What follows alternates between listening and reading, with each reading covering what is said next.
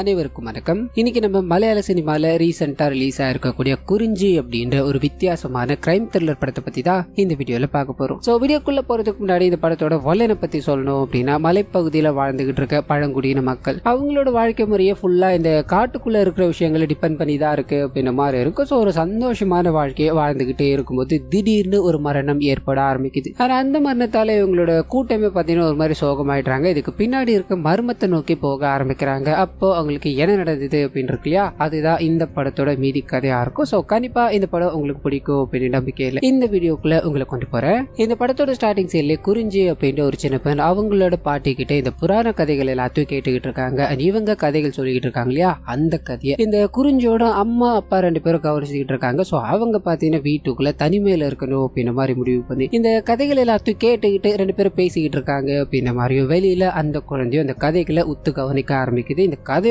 Plot என்ன அப்படின்னா, ஒரு அரக்கன் இவங்களோட பழங்குடியின பெண்ணை தொடர ஆரம்பிக்கிறான். அந்த அரக்கன் இவங்களை தொடணும் அப்படின்ற மாதிரி கிட்ட போகும்போது அவங்க எதிர்த்து நிக்க ஆரம்பிக்கிறாங்க, சண்டை போட ஆரம்பிக்கிறாங்க. சோ அப்ப அவங்க கிட்ட இருந்தது ஒரு ஆயுதம் மட்டும்தான். ஆயுதம் தான் நம்மள காப்பாற்றும், அது நம்மளுக்கு கடவுள் மாதிரி அப்படின்ற மாதிரி அவங்க சொல்லிக்கிட்டே இருக்கும்போது இந்த குழந்தையும் என்கிட்டயும் ஆயுதம் இருக்கு, நானும் கடவுள் மாதிரி தானே பாட்டி அப்படின்ற மாதிரி சிரிச்சுக்கிட்டே இருக்கும்போது கணவன் மனைவி சந்தோஷமா இருக்கிறத காமிக்கிறாங்க. அப்படியே கற்பனை குறிஞ்சி வேக வேகமா ஸ்கூலுக்கு கிளம்பிக்கிட்டே இருக்கு. இவங்க அப்பாவோட தொழிலை நமக்கு காமிக்க ஆரம்பிக்கிறாங்க. காட்டுக்குள்ள பழமையான வேர்கள்லாம் இருக்கு இல்லையா, அது எல்லாத்தையும் வச்சு ஒரு சிலை மாதிரியான ஒன்று உருவாக்குவாரு. இது இவருக்கு ரொம்ப பிடிச்சு போன விஷயம். மக்கள் எல்லாருமே இதை தெரிஞ்சுக்கிட்டு இவர்கிட்ட அந்த சிலைகள் எல்லாத்தையும் வாங்கிட்டு போக கொஞ்சம் பணமும் கொடுக்குறாங்க. ஸோ இதை வச்சுதான் இவரோட ஃபேமிலியை இவர் ஓட்டிக்கிட்டு இருக்காரு. கூட நிறைய அந்த நிலங்கள் எல்லாம் இருக்கும், அது எல்லாத்தையும் மெயின்டைன் பண்ணிக்கிட்டு இருக்காரு. ஸோ இந்த விஷயங்கள் எல்லாத்தையும் அப்படி நமக்கு லைனா காமிச்சுக்கிட்டே இருக்கும்போது அது கூடவே குறிஞ்சி ஸ்கூல் போகணும்னு தயாராங்கனா இல்லையா, அவங்களோட ஃப்ரெண்டான பொன்னி அப்படின்றவங்க இவங்களோட பெரிய பொண்ணு தான். அவங்க பக்கத்து வீட்டில் தான் இருப்பாங்க அப்படின்ற மாதிரி இருக்கும். ரெண்டு வீடுமே பயங்கர க்ளோஸ். ஸோ ரெண்டு பேருமே பள்ளிக்கூடத்துக்கு போய்கிட்டே இருக்கும்போது திடீர்னு அந்த பொண்ணு இருக்காங்க இல்லையா, எனக்கு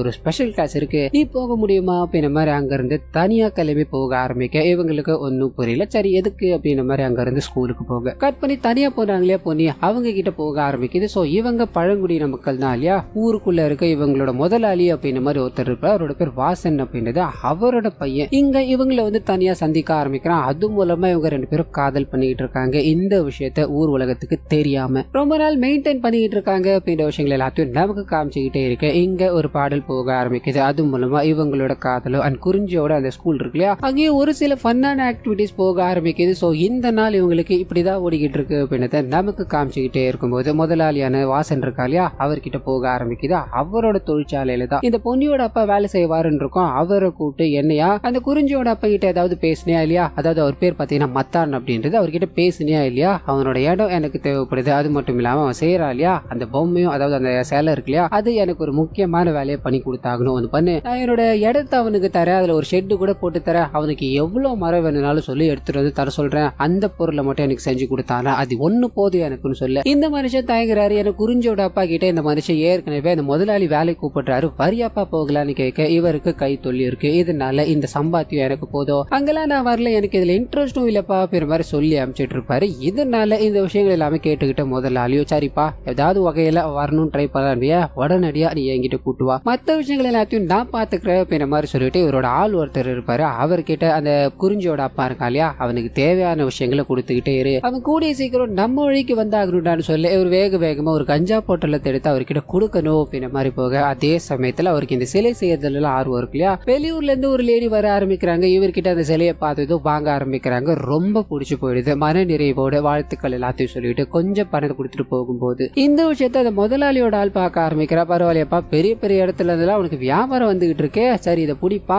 நீ எத்தனை நாளைக்கு தான் இந்த புயலையே போட்டுட்டு இருப்ப, இதை கொஞ்சம் போடுப்பா அப்படின்ற மாதிரி கட்டாயப்படுத்தி அவர்கிட்ட கொடுத்துட்டு போகும்போது அவருக்கு இது ஒரு மாதிரி நெருடலா இருந்தாலும் ஏத்துக்கிறார். ஆனா அதை அவர் பயன்படுத்த ஆரம்பிக்கிறார் அப்படின்றது நமக்கு இங்க காமிச்சுக்கிட்டே இருக்கு. அதே சமயத்துல குறிஞ்சிருக்காங்க இல்லையா, ஸ்கூலை முடிச்சுட்டு அவங்களோட டீச்சரோட நடந்து வந்துகிட்டே இருக்கு. அப்பதான் ஒரு லேடி போலீஸ் அவங்க பார்க்க ஆரம்பிக்கிறாங்க, பேசவும் ஆரம்பிக்கிறாங்க. சோ இது மூலமா அந்த லேடி போலீஸ் பாத்தீங்கன்னா வேற எங்கெங்கயோ போஸ்டிங் எல்லாம் கிடைச்சிருக்கும். ஆனா இந்த ஊருக்கு தான் அவங்க வேணும்னு கேட்டு வந்திருக்காங்க. காரணம் என்ன அப்படின்னா, இவங்களோட சின்ன வயசுல இருந்து இவங்களோட தாத்தா பாட்டி காலத்துல இருந்து இந்த ஊர்ல இவங்களுக்கு ஒரு பெரிய ஹிஸ்டரியே இருக்கு அப்படின்ற மாதிரி இருக்கும். வேற எங்கேயாவது போய் நான் பணியை செய்யறதுக்கு இந்த ஊர்ல எனக்கு பிடிச்சவங்களோட நான் இருந்துட்டு போவேன் அப்படின்னா ஒரே காரணத்துக்காக தான் நான் இங்க வந்தேன்னு சொல்ல குறிஞ்சி இவங்களோட பைக்ல ஏறிக்கிட்டு இவங்களோட வீட்டு வரைக்கும், அதாவது வீட்டு கிட்ட வரைக்கும் டிராப் பண்றாங்க அப்படின்ற மாதிரியான விஷயங்களை நமக்கு இங்க காமிச்சுக்கிட்டே இருக்கு. அதே சமயத்துல அந்த காதல் ஜோடி இருக்காங்க இல்லையா, அவங்க கிட்ட போக ஆரம்பிக்குது. ரெண்டு பேரும் அவங்களோட வீட்டுல இருந்து உட்காந்து மொபைல் போன்ல பேசிக்கிட்டே இருக்கும்போது பட்டுன்னு அந்த பையனோட அம்மா கவனிக்கிறாங்க. இதை பத்தி அந்த பையன்கிட்ட கேட்கும்போது அவன் நடந்த விஷயங்கள் எல்லாத்தையும் சொல்ல ஆரம்பிக்கிறான். உடனே இவங்க பெருசா எதுவும் ரியாக்ட் பண்ணாம, இந்த விஷயங்கள் எதுவுமே உன் அப்பாவுக்கு தெரிஞ்சது அப்படின்னா கண்டிப்பா நடக்காது. இப்போ உனக்கு கல்யாணத்தை பண்ணி ஆகணும் அப்படின்ற வயசுலாம் ஒண்ணுமே இல்ல இல்லையா, நல்லா படிச்சு ஒரு வேலைக்கு போ,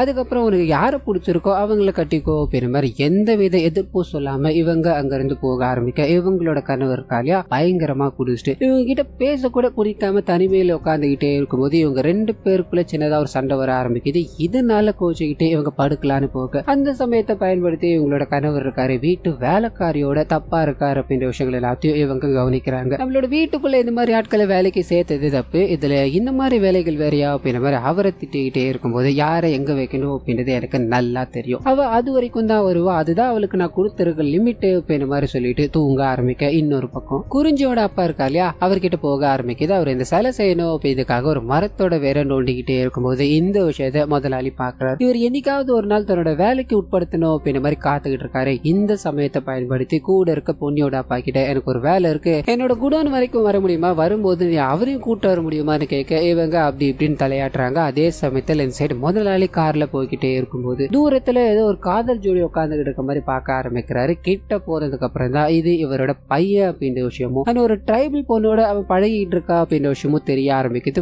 பயங்கர கோபத்தோட அங்க இருந்து கிளம்ப அப்படியே கட் பண்ணி அந்த பழங்குடியின மக்கள் இருக்காங்க இல்லையா அவங்க கிட்ட போக ஆரம்பிக்குது. வருஷம் அவங்க குலிகா கடவுளை வழிபடணும் அப்படின்ற மாதிரியும் அதுக்காக ஒரு பெரிய திருவிழா எல்லாத்தையும் அரேஞ்ச் பண்ணுவாங்க. சோ இந்த வாட்டியும் எந்த பிரச்சனையும் இல்லாம திருவிழாவை நடத்தி முடிக்கலாம் அப்படின்ற மாதிரி இவங்க பேசிக்கிட்டே இருக்க அந்த முதலாளி கிட்ட போக ஆரம்பிக்குது. ஊர் மக்கள் அதாவது அந்த பழங்குடியின மக்கள் திருவிழா அப்படின்ற பேர்ல பயங்கர பிஸி ஆயிடுவாங்க. இதை நம்ம கரெக்டா பயன்படுத்திக்கிட்டோம் அப்படின்னா நம்மளோட லோடு எல்லாத்தையுமே யாருக்கும் தெரியாம வேற ஒரு இடத்துக்கு கொண்டு போயிடலாம், அதாவது கனடாவுக்கு கொண்டு போயிடலாம் அப்படின்ற மாதிரி ஒரு பிளானை போட்டுக்கிட்டே இருக்கு. இதுக்கு இவங்களுக்கு தேவை இதை ரகசியமா கொண்டு போற ஒரு வழி. அந்த வழிக்காக தான் இந்த குறிஞ்சியோட அப்பாவை தேடிக்கிட்டு இருக்காங்க. அந்த மனுஷனை மட்டும் இங்க எப்படியாவது வர வச்சிரு அப்படின்ற மாதிரி அடியாளு கிட்ட சொல்லிட்டு வேகமா வீட்டுக்கு போக அந்த சமயத்துல தான் இவரோட பையனை கவனிக்கிறாரு. அவன் காதலியோட பேசிக்கிட்டு இருக்கான் பயங்கர கோபமா. இதுக்கு மேல நீ காலேஜ் போக வேண்டாம்டா, நீ இங்க இருந்து கிளம்பி பெங்களூர் போய் படி, உன் அக்கா கூடிய படி அப்படின்ற மாதிரி வேகமா சொல்லிட்டு போகும்போது இவருக்கு என்ன பண்றதுன்னு தெரியல. தன்னோட காதலிக்கு போன் அடிச்சு இந்த மாதிரி பிளான் போட்டுக்கிட்டு இருக்காங்க. இதுக்கப்புறம் இந்த ஊருக்கு நான் எப்போ வருவேன்னு தெரியாது, என்ன நடக்கும் அப்படின்றதும் தெரியாது,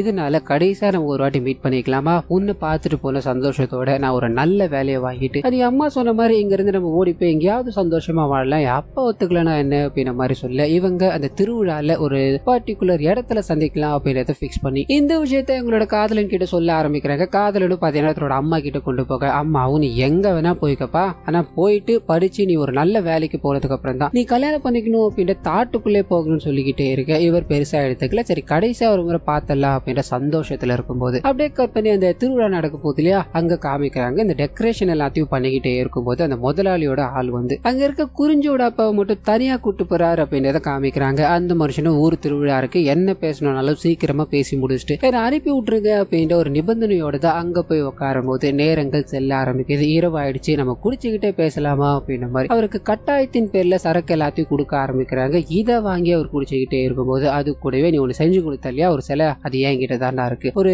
பயங்கரமான ஆர்டிஸ்ட் ராணி அப்படின்ற மாதிரி சிலையை கொண்டு வந்து வச்சுட்டு இதே மாதிரி எனக்கு ஒரு 100 கிட்ட ஒரு 1000 கிட்ட நீ பண்ணி கொடுக்கணும், அதுக்கு எவ்வளவு பணம் வேணும்னாலும் சரி எவ்வளவு நிலம் வேணும்னாலும் சரி நான் உனக்கு தர, இதை பண்ணி கொடுத்தா மட்டும் போதுண்டா அப்படின்ற மாதிரி சொல்லிட்டு ஒரே ஒரு கண்டிஷன். அப்படி பண்ணும்போது இங்க ஒரு சின்னதா ஒரு ஹோட்டல் மாதிரி இருக்கு இல்லையா அதே மாதிரி ஓட்டை எனக்கு போட்டு தர முடியுமான்னு கேட்க இவருக்கு என்ன நோக்கத்துக்காக அப்படின்றது தெரியாது. இதனால ஒன்னும் பிரச்சனை இல்லை பண்ணிடலாம் அப்படின்ற மாதிரி பேசிக்கிட்டே இருக்கு. சோ இது மூலமா இவங்க இல்லீகலா ஏதோ ஒண்ணு கடத்த பாக்குறாங்க அப்படின்றது நமக்கு தெரிய ஆரம்பிக்குது. அந்த மனுஷனும் பயங்கரமா குடிச்சுக்கிட்டே இருந்தா இல்லையா அங்க இருந்து எழுந்து கோயிலுக்கு போகாம அப்படியே மட்டை ஆகுறாரு, தூங்க ஆரம்பிக்கிறாரு அப்படின்றத நமக்கு இங்க காமிச்சுக்கிட்டே இருக்கு. அதே சமயத்துல இவங்களோட பையன் அங்க இருந்து போகணும்னு முடிவு எடுத்திருந்தானே, இவங்களோட அம்மா இது நேரம் வரைக்கும் அந்த பையனுக்காக சப்போர்ட் பண்ணிருப்பாங்க இல்லையா, இப்போ தன்னோட கணவரோட சேர்ந்துகிட்டு அந்த பையனோட போனை புடிங்கி வச்சுட்டு அவனை ரூமுக்குள்ள அடைக்கிறாங்க அப்படின்ற மாதிரி இருக்கும். சோ அங்க திருவிழா நடந்துகிட்டே இருக்கும்போது அந்த பொண்ணு தன்னோட காதலன் பார்க்க வருவா அப்படின்றதுக்காக ஒரு பெரிய மலமா இருக்கும், ஒரு கல் இருக்கும், அதுல காத்துக்கிட்டே இருக்கும்போது இதை பயன்படுத்திக்கிட்டு அந்த காதலனோட அப்பா இருக்கா இல்லையா முதலாளி, அவர் கண் எடுத்துக்கிட்டு அவங்கள கொலை பண்ணணும் அப்படின்ற மாதிரி போக இதை பார்த்ததும் அவங்க பயந்து ஓட ஆரம்பிக்கிறாங்க. அதே சமயத்துல இந்த சைடு குறிஞ்சியோட அப்பா இருக்கா இல்லையா தூங்கிட்டே இருக்கும்போது தூக்கம் கலைய ஆரம்பிக்குது. நான் இந்த மாதிரி திருவிழாக்கு போய் ஆகணுமே அப்படின்ற மாதிரி வேகமா தீப்பந்தத்தை எடுத்துட்டு போய்கிட்டே இருக்கும்போது எதிரில அந்த பொண்ணு ஓடிக்கிட்டே இருக்க மாதிரியும் இவரை லைட்டா இடிக்கிற மாதிரியும் காமிக்க இவங்க நிக்கிறதா தெரியல, பயந்து ஓடிக்கிட்டே இருக்க. பின்னாடி கண்ணு காமிச்சுக்கிட்டே வந்துட்டு இருந்த அந்த நபர் ஒரு கட்டத்துல அப்படியே நிக்க ஆரம்பிக்கிறார். யாரும் பார்க்கல அப்படின்றத தெரிஞ்சுக்கிட்டு ஒலிய ஆரம்பிக்க ஓடி போய்கிட்டே இருந்தாங்க இல்லையா, அந்த பெண் ஒரு பெரிய மலை மேல இருந்து பொத்துன்னு விழுந்து போக இதை பார்த்த குறிஞ்சியோட அப்பா ஒரு மாதிரி உறைஞ்சு போயிட்டாரு. மக்கள் எல்லாருமே ஓடி வந்து பார்க்கும்போது அந்த பெண் அந்த இடத்துல, அதாவது சம்பவ இடத்துல உயிரிழந்துட்டாங்க அப்படின்ற மாதிரியும், இதுக்கு அடுத்த நாள் காலையில போலீஸ்காரங்க எல்லாமே உடலை கைப்பற்றாங்க. இது ஒரு சூசைட் தான் அப்படின்ற மாதிரி பிக்ஸ் பண்ணிட்டு இந்த கேஸ்ல எந்த விதமான ஆக்ஷன் எடுக்காம கிளம்புறாங்க அப்படின்ற விஷயங்கள் எல்லாத்தையும் நமக்கு காமிச்சுக்கிட்டே இருக்கும்போது இறந்து போன பெண்ணோட உடல் அவங்களோட ஃபேமிலி கிட்ட போக ஆரம்பிக்குது. சோ இது நாள் வரைக்கும் நம்ம கூடவே இருந்த பொண்ணு இப்போ இறந்து போயிட்டாலே அப்படின்ற துக்கத்துல எல்லாரும் அழுதுகிட்டே இருக்கும்போது அந்த இடத்துக்கு முதலாளி வர ஆரம்பிக்கிறார். அந்த இறந்து போன பொண்ணோட நெருக்கமா இருந்தாங்க இல்லையா, அவங்களுக்கு மட்டும்தான் தெரியும் இதுக்கு பின்னாடி இவர் தான் இருக்காரு அப்படின்ற விஷயம். இதனால அவரை பார்த்து முறைச்சுக்கிட்டே இருக்கும்போது அவருக்கு இது மேலாம் ஒரு பிரச்சனையும் கிடையாது. வராரு, மாலையை போட்டுட்டு அங்கிருந்து கிளம்ப ஆரம்பிக்கிறாரு. இங்க அப்படியே உங்களோட ஃபேமிலிக்குள்ள போக ஆரம்பிக்குது. ஒவ்வொரு நாளும் ஒவ்வொரு சோகத்தால அண்ட் குறிப்பா குறிஞ்சியோட அப்பா என் கண்ணெதிரில் அந்த பொண்ணோட உயிர் போயிடுச்சு அப்படின்ற மாதிரி பித்து பிடிச்ச நிலையில வீட்டுல முடங்கி கிடக்குறாரு. இதை பார்த்த குறிஞ்சோ எப்படி இருந்த ஃபேமிலி இந்த ஒரு இறப்பால இப்படி மாறிடுச்சு அப்படின்ற மாதிரி என்ன படுதுன்னு தெரியாம ரொம்ப சோகத்தோட ஸ்கூல் போய்கிட்டே இருக்கும்போது அப்பதான் ஒரு லேடி போலீஸை காமிச்சாங்க இல்லையா, அவங்க இவங்களை பார்க்கணும், அதாவது குறிஞ்சியை பார்க்கணும் அப்படின்ற மாதிரி வர ஆரம்பிக்கிறாங்க. உங்ககிட்ட நான் ஒரு 5 நிமிஷம் பேச முடியுமா அப்படின்ற மாதிரி தனியா கூட்டு போய் ஏதோ ஒரு விஷயத்த பேசிக்கிட்டே இருக்க அது என்ன ஏது அப்படின்றது நமக்கு ரிவீல் ஆகல. அது கூடவே அந்த லேடி போலீஸ் பாத்தீங்கன்னா இறந்து போன அந்த ட்ரைபல் பொண்ணோட கேஸ விசாரிக்கிறாங்க அப்படின்ற மாதிரியும் நமக்கு காமிச்சுக்கிட்டே இருக்க. அப்படியே கட் பண்ணா அதே ஸ்டேஷன்ல இருக்க ஒரு போலீஸ்காரருக்கு வேற ஒரு ஸ்டேஷன்ல இருந்து போன் வர ஆரம்பிக்குது. என்னையா ஒரு ட்ரைபல் பொண்ணு இறந்து போனதா இருக்கு, அந்த கேஸ் என்ன ஆச்சுன்னு கேட்கும்போது இல்ல சார் அது ஒரு சூசைட் மாதிரி தான் சொல்லி கேஸ க்ளோஸ் பண்ணிட்டோம், அவ்வளவுதான், இதுக்கு மேல எதுவும் கிடையாது சார்னு சொல்ல. அவ்வளவுதானா, அப்படிதான் முடிக்கணும், இதை மட்டும் யாராவது ரீஓபன் பண்ணாங்க அப்படின்னா அது உடனடியா என் காது கொண்டு வா, அப்படி பண்ண அப்படின்னா உனக்கு நான் பல செட்டில்மெண்ட்டை தர அப்படின்ற மாதிரி பேசி போனை கட் பண்ணும்போது அதே சமயத்துல இந்த கேஸை யாருக்கும் தெரியாம ஹேண்டில் பண்ணிக்கிட்டு இருக்க அந்த லேடி போலீஸ் கிட்ட போக ஆரம்பிக்குது. அந்த காதலன் இருக்கான் இல்லையா, அவரை பார்க்கணும் அப்படின்றதுக்காக அந்த முதலாளியோட வீட்டுக்கு போகும்போது என்னோட பையன் படிக்கணும் அப்படின்றதுக்காக பெங்களூர் போயிட்டான், அவன் இப்ப இங்க கிடையாது அப்படின்ற மாதிரி சொல்லிட்டு அங்கிருந்து இவங்களை அனுப்பணுன்றதுக்காக பல விஷயங்களை பண்ணிக்கிட்டே இருக்கும்போது இவங்களுக்கு சந்தேகமா இருக்கு. சரிம்மா என்னோட கார்டு இது, உங்களோட பையனை வீடியோ கால்ல வர சொல்லுங்க, ஒரு சில கேள்விகளை நான் அவங்க கிட்ட கேட்டாக்கணும் அப்படின்ற மாதிரி சொல்லிட்டு வெளியே போகும்போது கரெக்டா முதலாளி இருக்கா இல்லையா வராரு. இவங்களை பார்த்தது ஒரு மாதிரி ஆட்டிடியூடா நின்றுகிட்டே இருக்கும்போது நான் உள்ள பேச வேண்டிய விஷயங்கள் எல்லாத்தையும் பேசிட்டேன், உங்ககிட்ட ஒரு நாள் விசாரிக்க வேண்டி இருக்கும், அது நான் கூடிய சீக்கிரத்துல வந்துருவேன் அப்படின்ற மாதிரி அங்கிருந்து கிளம்ப ஆரம்பிக்க அதே சமயத்துல போற வழியில இந்த முதலாளியோட அடியாள் இருக்கான் இல்லையா அவனையும் பார்க்க ஆரம்பிக்கிறாங்க. இவங்க கிட்ட விசாரணை நடத்தணும் அப்படின்றதுக்காக ஸ்டேஷனுக்கு பல நாட்கள் கூட்டுக்கிட்டே இருந்திருப்பாங்க. ஆனா அந்த முதலாளியோட பேச்சை கேட்டுக்கிட்டு இவ கொஞ்சம் கூட பிடி கொடுக்காம சுத்திக்கிட்டு இருந்தான் இருக்கும். இப்ப கையும் கழுவுமா மாட்டதால நாளைக்கு மட்டும் நீ ஸ்டேஷன் வரலன்னு வையன் என்ன நடக்கும்னு எனக்கே தெரியாதுரா அப்படின்ற மாதிரி அங்க மிரட்டிட்டு போக ஆரம்பிக்க. இன்னொரு பக்கம் குறிஞ்சியோட அப்பா கிட்ட நம்மள சுத்தி இருக்கிற எல்லாருமே பயங்கர அரக்கர்கள், நம்மளோட குழந்தைய நம்ம பத்திரமா பாத்துக்கணும், இல்லைன்னா எல்லாரையும் கொன்னுடுவானுங்க அப்படின்ற மாதிரி நடந்த சம்பவம் இருக்கு இல்லையா, அதால இந்த மாதிரி விஷயங்களை பேசிக்கிட்டு இருக்காரு அப்படின்ற மாதிரியும் ஃபேமிலி கஷ்டப்பட்டுக்கிட்டு இருக்கு அப்படின்றதையும் நமக்கு இங்க காமிச்சுக்கிட்டே இருக்க லேடி போலீஸ் கிட்ட. அவங்க இந்த கேஸ அன்அபிஷியலா ஹேண்டில் பண்ணிட்டு இருக்காங்க அப்படின்ற விஷயம் அவங்களோட சீனியர் ஆபீசருக்கு தெரிய ஆரம்பிக்குது. இதனால கூப்பிட்டு வச்சு அது ஒரு சூசைட் தான் அப்படின்ற மாதிரி முடிஞ்சு போன விஷயம், அது எதுக்காக மாதிரி மறுபடியும் நோண்டிக்கிட்டு இருக்கான்னு கேட்கும்போது இவங்க இந்த இடத்துல ஒரு தப்பு நடந்திருக்கு, அந்த தப்பை நம்மளால தட்டி கேட்க முடியல அப்படின்னா நம்மள என்னதான் சார் போலீஸ், ட்ரைபல் பொண்ணு அப்படின்றதுனால ஈஸியா விட்டு போக முடியுமா, நீங்க என்ன சொன்னாலும் சரி என் வேலையை போடுங்கனாலும் சரி சார், இதுக்கு பின்னாடி இருக்கிறவங்கள நான் சட்டத்துக்கு முன்னாடி நிறுத்தாம விட மாட்டேன் அப்படின்ற மாதிரி அங்க இருந்து கோபமா போக ஆரம்பிக்க. இந்த விஷயம் அந்த ஓனருக்கு தெரிய ஆரம்பிக்குது, கொஞ்சம் உஷாரா இருக்கணும் அப்படின்ற மாதிரி முடிவு பண்ணார். அதே சமயத்துல அந்த குளிகாவோட திருவிழா போயிட்டு இருக்கு இல்லையா, அது கண்டினியூ ஆக ஆரம்பிக்குது. இறந்து போன பொண்ணோட நினைவுகளோட அங்க இருக்கிற எல்லாருமே அந்த சடங்குகளை மேற்கொண்டுகிட்டே இருக்கும்போது அது கூடவே அந்த இடத்துல இருக்க அந்த குட்டி பொண்ணான குறிஞ்சி இருக்கு இல்லையா, இது எல்லா விஷயங்களையும் பார்க்க ஆரம்பிக்குது. அப்பா ஒரு பக்கம் பித்து பிடிச்சு போயிருக்காரு, அந்த பொண்ணு இறந்து போனதால அவங்களோட அப்பாவும் பேச முடியாம இருக்காரு. சோ பாட்டி சொன்ன கதைகள்ல வர அந்த அசுரனை நம்ம பலியிடணும் அப்படின்ற மாதிரி முடிவு பண்ணிட்டு யாருக்கும் தெரியாம ஒரு உண்டிக்கோல் மாதிரி ஒண்ணு இருக்கும், அதை எடுத்துக்கிட்டு அவரை பார்க்கணுன்ற மாதிரி போய்கிட்டே இருக்கு. இந்த விஷயங்களை அந்த லேடி போலீஸ் கவனிக்க ஆரம்பிக்கிறாங்க, பின்தொடர்ந்து போக ஆரம்பிக்கிறாங்க. அப்படியே கட் பண்ண அந்த ஓனர் உட்காந்து சரக்கு அடிச்சுக்கிட்டே இருக்கும்போது அந்த பொண்ணு இறந்து போச்சு இல்லையா, அந்த விஷயங்கள் எல்லாத்தையும் நினைச்சு பார்த்துக்கிட்டே இருக்காரு. விழுந்து போய் இறந்து போச்சு, இல்லைன்னா நம்ம கையால செத்துருக்கோம் அப்படின்ற மாதிரி திங்க் பண்ணிக்கிட்டே இருக்கும்போது அந்த குறிஞ்சி வேகமா வந்து உண்டிக்கோலால இவர் அடிக்கணும் ட்ரை பண்ணும்போது இவரோட பாட்டில், அதாவது சரக்கு அடிக்க வச்சிருந்தா இல்லையா,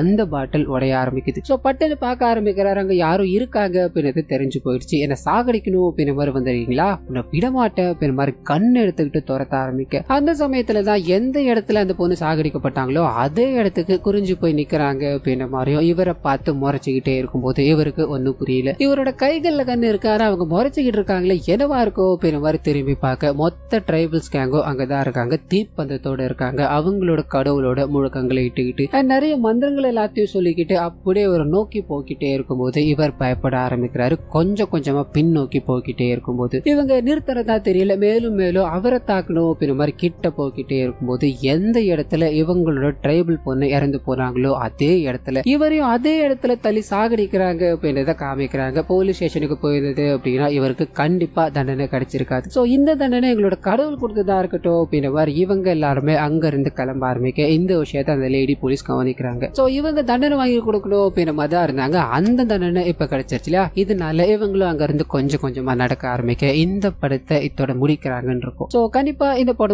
வாய்ஸ் ஓவர் உங்களுக்கு பிடிச்சிருக்கும் அப்படின்ற மாதிரி நம்புறேன். இந்த வீடியோல ஏதாவது நிறை குறைகள் இருந்தது அப்படின்னா அதை மறந்துடாம கமெண்ட்ஸ்ல பதிவிட்டுருங்க.